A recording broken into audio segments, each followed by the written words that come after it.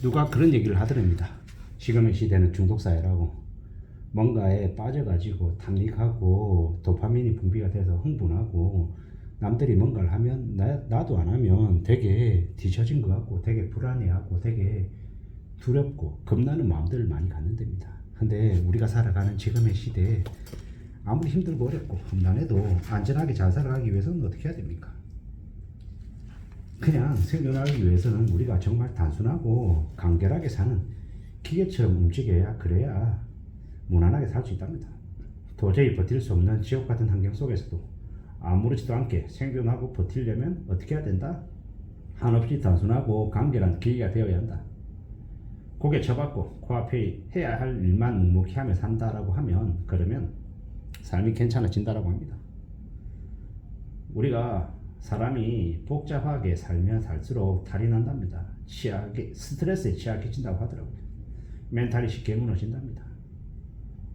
우리가 너무도 잘 알고 있는 그 토지를 쓴 박경리라고 하는 작가는요, 1927년에 태어나서 2008년에 돌아가셨습니다.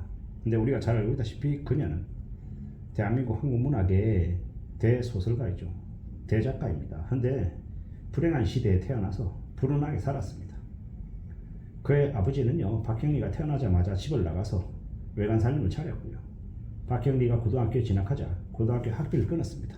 그리고 그녀는 자기 아버지를 찾아가서 고등학교 학비를 내놓으라고 당당하게 얘기하고 학비를 받아옵니다. 그런데 그녀는요, 공부에 소질이 없었습니다. 그녀의 유일한 낙은 문학이었습니다. 책을 읽는 거였죠. 미친듯이 책을 읽고 또 읽었습니다. 가난해서 다른 걸 즐기지 못했고요. 사람들과 인간관계가 그다지 좋지 못했습니다. 낯을 되게 많이 가렸다고 합니다. 그리고 고등학교 졸업하고 결혼했는데 남편이 공산주의자로 몰려서 투옥이 되고요. 그 남편은 6.25 전쟁이 발발하자 월북을 해버립니다. 가족들을 다 버리고요. 그리고 그녀는 전쟁 때 아들을 잃고요. 자신의 모친과 자신의 딸아이의 생계를 본인 혼자서 오롯이 책임져야 됐습니다. 그녀의 딸은 또 김지아라고 하는 이와 결혼을 했는데 또 이제 그 자신의 사위가 투옥되면서 자신의 딸까지 건사해야 되는 그런 엄청난 책임을 져야 됐던 사람입니다. 신문기자 생활을 하다가 1962년에 김약국의 딸들과 같은 작품이 히트를 치면서 간신히 입에 풀칠하고 살았답니다. 그녀는 자기 자신을 스스로 말합니다. 전쟁의 미망인이었고 불행의 상징이었고 가난해서 혼자 돈을 벌 수밖에 없었다고요. 그래도 그나마 자신이 작가가 되고 싶다, 글을 쓰고 싶다라는 그런 소망이 있었기 때문에 그거 하나로 인생을 살아왔다라는 겁니다. 사람들 만나는 거 극도로 꺼리고 또 사람들을 만나는 걸 힘들어했다고 합니다.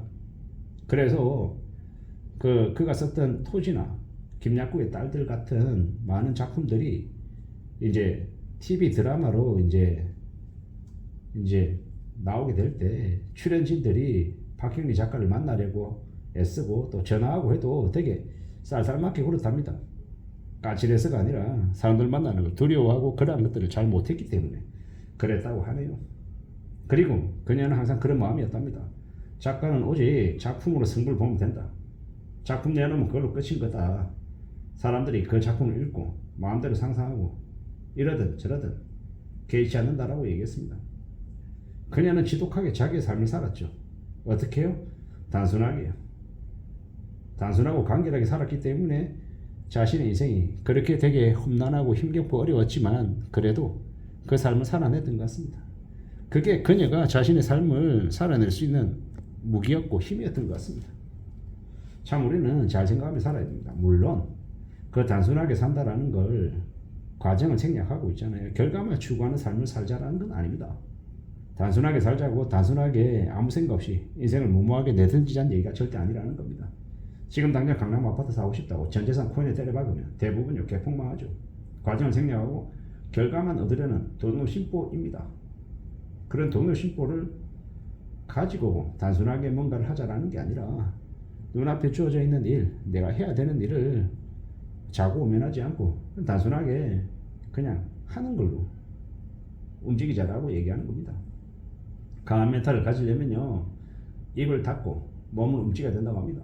주둥이를 닫고 몸뚱이를 움직여야 문제가 해결될 수 있다는 겁니다. 입으로 떠들어대는 건 그 어떤 것도 문제를 해결할 수 없습니다. 문제를 해결하려면 움직여야 되죠. 몸뚱이를 굴려야 됩니다.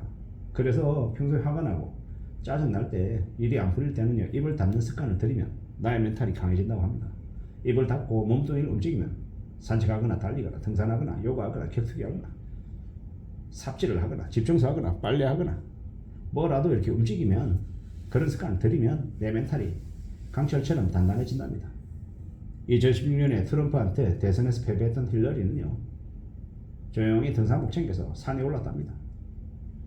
이게 우리에게 주는 메시지가 뭘까요? 답답할수록 힘들수록 묵묵히 참고 주어진 일상에 집중하는 삶을 사는 게 좋다는 겁니다. 그래야 우리가 생존할 수 있고 버틸 수 있다라는 이야기를 하는 것 같습니다. 도저히 버틸 수 없는 지옥 같은 환경 속에서 아무렇지도 않게 생존하고 살려면요, 한없이 단순하고 간결한 끼가 되자라고 말하는 겁니다. 고개 쳐박고 눈앞에서 놓여져 있는 일에 묵묵히 해내면요, 괜찮을 수 있다고 말하는 겁니다. 사람은 복잡할수록 탈이 난다고 하죠. 스트레스에 취약해지면 멘탈이 쉽게 무너진다고 합니다. 그러므로 잘 생각해보자라는 겁니다. 잘 따져보자라고 말하는 겁니다. 지금을 살아가는 우리가 어떻게 살아가야 될지에 대해서 이런 이야기들이 우리에게 많은 메시지를 준다라고 생각하는 겁니다. 우리가 고통과 좌절 속에 살고 있다, 눈앞이 깜깜하다, 나아지지 않는 것 같다, 헤어날 길이 없는 것 같다, 여러 가지 생각들을 하면서 두려워하고 힘겨워할 수도 있습니다. 어려워할 수도 있습니다. 그럴 때일수록 좀 단단하게 지내보자, 좀 더 각오를 해보자 라고 말하고 싶은 겁니다. 세상 사는 게 어떤 식으로 전개가 될지 그 어느 누구 자신 못하죠. 나를 무너뜨리고 나를 끌어내리려고 하는 상황들과 사람들이 무지하게 많은 걸 우리는 인정해야 됩니다. 받아들여야 됩니다.